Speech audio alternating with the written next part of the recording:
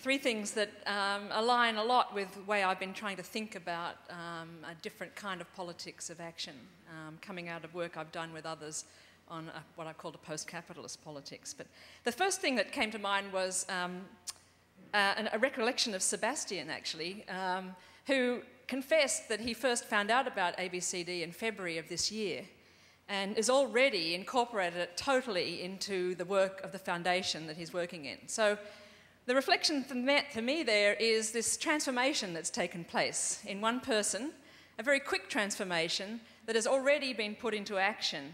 And it reminds me of what I've heard many times when using the ABCD method, this aha moment that takes place that I think just about everyone here has experienced at some point and continues to experience with people when they start to talk about the ABCD way of looking at things.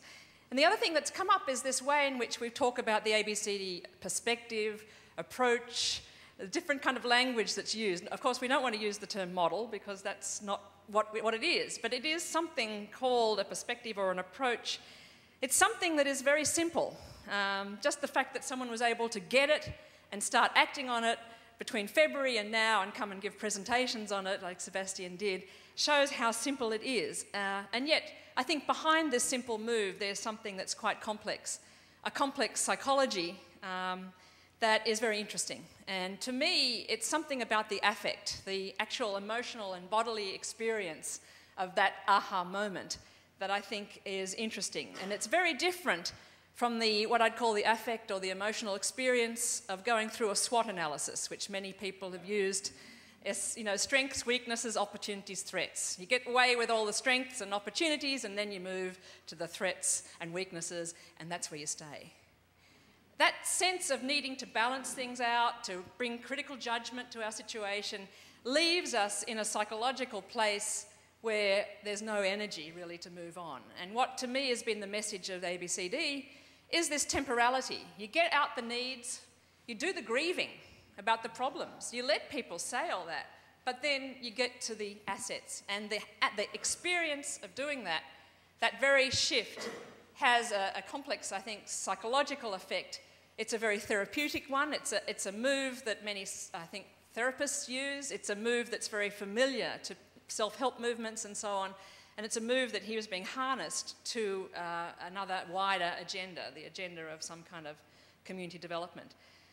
In my work, and Julie and I's work, we talk about the paranoid effect of most theorising at the moment, the way in which most theory is about discovering what you already know and feeling very wonderful about the critical analysis that tells you that, you know, we're all screwed in the capitalist world that we live in, etc.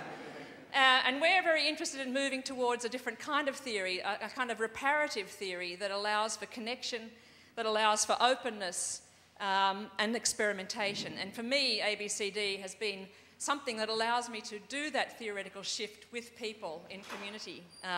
And so that's one thing, I think, the idea of transformation, which I think is a transformation of the subject. It is a politics of subjective transformation that we have all experienced and that we initiate in the process of doing ABCD.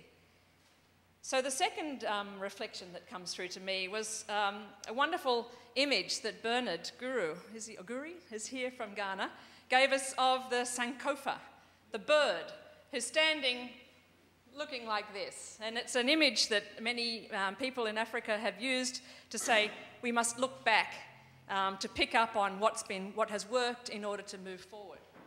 And what this image, I think, shows to me is that ABCD is a kind of universal language in a sense. It's a language that, if we want to call it a language, that fits and that can be taken up in many different contexts and married with many different forms of indigenous knowledge, localised knowledge, very place-based knowledge.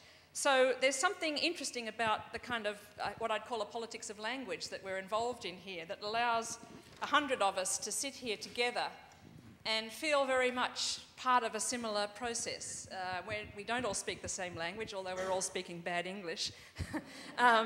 But we do have a shared language in some way that is allowing us to move forward. And what is that language? To me, it's what I'd call a kind of weak theory. It's something that isn't filling the world with analyses, but allowing us to explore.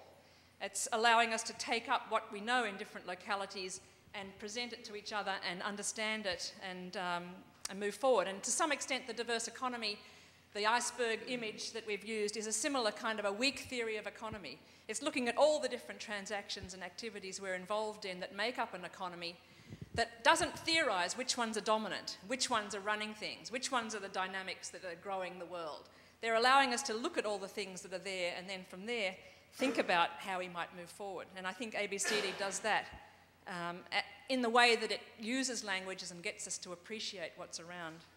So that's the second one. The third one, which I see around an issue of action, collective action, which is again another politics that I'm very interested in. And I think I'm pretty much on thin ice here because I wasn't able to see the wonderful play that you all saw on Friday night. But what occurs to me is, first of all, the image of John speaking at the opening address about us as a movement, referring to us as building some kind of visionary culture.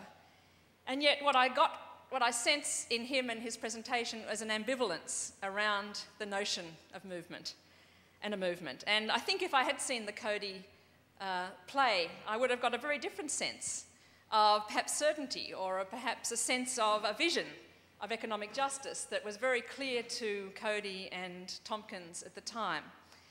So we're all interested in a space of possibility from which we can move forward into some other kind of action.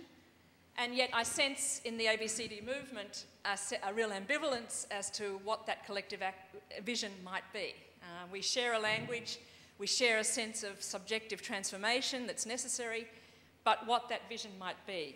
And I think this came up with Naresh in our group today. Where are you? Yes, you talked about what is the vision that will guide our asset mapping in different communities. Is it a vision of sustainability or of resilience or whatever? For me, the question of economic justice is a very important one, but it's not one that we all necessarily are sharing, perhaps. So there's a sense in which I think this is the question for tomorrow. This is a kind of a question of facing up to what is our ambivalence around the question of movement and action, and yet what ideas might we have and different groups of us might be interested in taking forward. And it seems to me that at the moment we're facing major issues, climate change, peak oil, financial crises, where we're faced with images of the needs and deficiencies of our world and what we've created. And it's very much a time when we need this kind of asset mapping kind of approach. But it's an approach, I mean, we're being daunted, I think, by the way in which we are part of a global community that screwed up the very world that we're living in. So the notion of community, which has been very much tied to the local in our work up till now, that we really need to start thinking about at a global scale, is a daunting prospect. And the way that a lot of geographers have started to think about this is place-based globalism.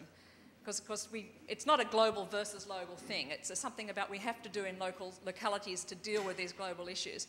So it seems to me that we've got an interesting agenda here. We've got a real need for the kind of work we're doing.